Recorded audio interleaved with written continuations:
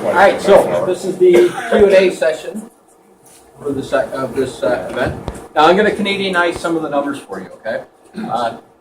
Domestic violence was brought up in the video there. 2009 General Social Survey. These are the same studies and surveys that Canadian Feminism uses to get money for their shelter industry, and I will get into that numbers as well. But 2009 General Social Survey put the numbers at 585,000 men reported domestic abuse and 601,000 women. The 2014 General Social Survey put the numbers at 342,000 women reporting domestic abuse and 418,000 men. Okay? Now, that 1% difference or parity has been happening since 1999 when they started doing the General Social Surveys and examining this issue. Okay? Now, in Ontario alone, there is approximately $145 million sunk into the shelter industry. Okay? Now, the prices for a bed per night in a shelter for an abused woman runs from $90 per night, which I might say might be a little low, to $570 a night. And at $570 a night, I have to ask the question, what are they doing with that money? What are they doing with our tax dollars? Your tax dollars and your tax dollars and everybody's tax dollars. Because at $570 a night, it seems a little bit big, a little high, and possibly they should be in a hospital if they require that much help in nights. Okay. Also, young men who go to those shelters with their mothers, if they are over a certain age, they will be turned away at the door. All right, that's wrong. Why are we sending those young men out into the street when they are just as much of it? We can also talk about homosexual domestic violence and lesbian domestic violence, which runs at 1.5 times the rate as heterosexual domestic violence. Why aren't these issues being discussed? Questions? Well, while we're here first. I know that the Red Pill came to fame when the film may not have gotten its funding back in 2015, and then Cassie put her Kickstarter, which got her money. I'm curious, what was her journey between last year and now? Well, I would love to have Cassie here to answer that question. I can't really speak to her. But I imagine, if I understand it correctly, she had about 100 hours worth of video to go through to drop it down to 2 hours. So that's quite a bit of work right there. That's my understanding as well. Next question. My understanding too is that she was initially offered funding from the various feminist groups, but because she wanted to keep in control of her filming and her production, and the feminist groups weren't having control of there, they backed out. The MRAs were sort of reluctant to get involved at first because they didn't know what to expect from her, and she actually kept the film very candid and honest. And it was actually Milo Yiannopoulos, Breitbart, that decided to push her campaign. And free speech advocates everywhere. Milo, Southern, Sardon of Akkad, I believe, was involved in that. And yeah, you're absolutely correct. There were backers of the feminist leaning who wanted to have control on the production of the thing, and they wanted to do it in peace, as I understand it. And I think, hats off to Cassie Jaye for showing integrity. I think she's paid the best compliment to documentarians by doing this. She kept it honest. Next question. There. Yeah, I spent a lot of time listening to the taxpayer-funded CBC, and Yes. I don't know where to begin with them, but one thing that strikes me is particularly, I don't know the word, interesting, is this whole, over the last 2 years, and I recognize this is a serious issue, it's almost like a catchphrase, it's like several words put together into one word. Missing and murdered Aboriginal women and girls. Yeah. Okay. You would think that there were more missing Aboriginal women and girls than missing and murdered Aboriginal boys and men. And there are actually considerably larger numbers of missing and murdered Aboriginal boys and men than women and girls. I mean, it's a facetious question, how do you explain this attitude of the media and the CBC in particular? Money. Greed. I'd like to expand upon that. The originating document or research done was done by Native Women's Organization. And let me preface, first of all, you know what, each and every one of those lives has a family, has a community. They're all, each one of their families deserves an answer, okay? So I'm going to preface that. Now, I went through that original document, I believe it was put out in 2009 or so. I read through it. And they knew in that document, 2009, that 2/3 of the missing and murdered Indigenous population were men. And they didn't say a darn thing about it. As a matter of fact, if you look at the wording in it, they switch from a number to a percentage. Now, I can't for the life of me figure out why they switched from a number, and I'm just going to toss out some numbers. 18 missing murdered Indigenous women. They went from that number to a percentage. And they say, you know, kind of blah, blah, blah, 18 missing and murdered Indigenous women, and Indigenous men make up 44% of black, you know, missing and murdered Indigenous. I can't for the life of me figure out why they didn't continue on with the number scenario or do the percentage scenario all the way through that report. I find it absolutely baffling. I think personally some of it too is to create another bureaucracy. Now you're going to have, we've already got what they supposedly call an equality cabinet, which is kind of sort of a paper chase.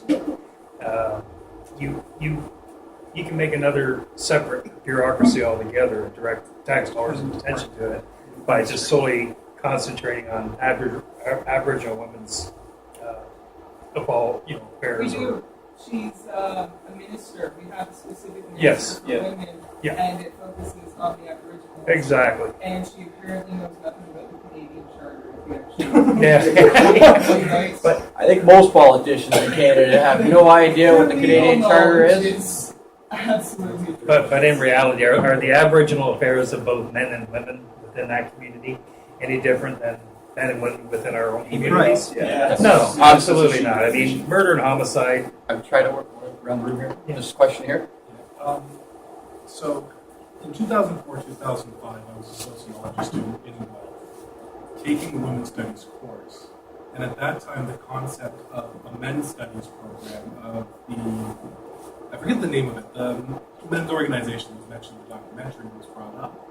And the 494 women and 6 men in the classroom were asked, what do you think of the concept of men's studies, men's gender studies as an academic subject? The general consensus echoed by the master's student teaching the course was, there's no reason to study and discuss men's rights because everyone knows what men's issues are. And I was wondering what the opinion is. Is it something that's, socially speaking, do you think we're not aware that men have these problems and are ignorant of the facts, or are we deliberately not looking at them and discussing them as a group? Academically speaking, I think that there's a money issue going on, and they like the control of the narrative. Society speaking, what do we tell men to do, you know, from the time that they can learn and up. The big boy. Who's my big boy? Right? There's a lack of compassion, consideration, and care for the issues that men face, right? And it's whether it comes from an evil psych kind of thing where, you know, men needed to be expendable so that we could protect our, you know, the offspring, or whether it was just kind of a society chivalrous kind of thing, I don't know. That's up for speculation. I would love to see studies on it, some research done on it. I would absolutely love it. Also, I'm going to point out one other thing that is kind of something that I've noticed, but from the from young boy there, we tell him, you do not hit a girl. Why aren't we saying the same thing to our daughters? Why not? We are, we're just telling them not to hit girls. Yeah, that's what I'm saying. Excellent question, sir. I would love to see more research on this. Okay, so. So I found out about this online, but are there groups around here that talk about Well, locally, there's a group in Toronto, Canadian Association for Equality, but they're Toronto. I'm trying to work things out here in Hamilton. And as a matter of fact, you just opened up a great door for me. I'm starting something called Project Jeff. As a matter of fact, you will be able to see it online pretty much today. Project what? Project Jeff. Jeff? Jeff, yes. Now, JBB. a little- Jeb Bush. Jeb, no. Now, for those of you who do not know what I've done in the past, I've walked to Toronto from Hamilton here to raise awareness about male suicide. These stickers. First year I did it with my dog Jeff. Wonderful animal, loved him, missed him dearly. About 3 weeks before we were set to leave for the second walk, he died on. So I had to do it without Jeb. And final tally for that one was 60 miles, 42 hours, and 45 pounds on my back. When I got to Queen's Park, the commander at Queen's Park came up and said, way to go. So we earned a little bit of respect there. So I started thinking about Jeb a little bit, and I thought, geez, you know, that dog, he gave a lot for me and everybody else. And he was quite an animal, and so I figured, why not? I'll start a program to raise awareness about male suicide called Project Jeb. And I'm inviting you all to raise awareness about the male suicide issue and become Jebi warriors. Okay? That'll be online later, and what it'll consist of is blanks for stickers or any kind of advertising you want up there. Okay? And I'll take in our artistic designs. Sorry. Does that answer your question, sir? And also, any of you want to start working on getting stuff put together here in Hamilton? I want to know. I want to hear from you. Okay? We need lawyers. We need accountants. We need people who are willing to get in the trenches and get out there and do something. All right? I noticed there's one paralegal here with us today. Semi-paralegal. Might do a little bit of administrative work. Come on, Luke, stand up. You do a little bit of administrative work. I play for fairness in the court. When it comes to people, you know, I don't believe in law, I believe in justice.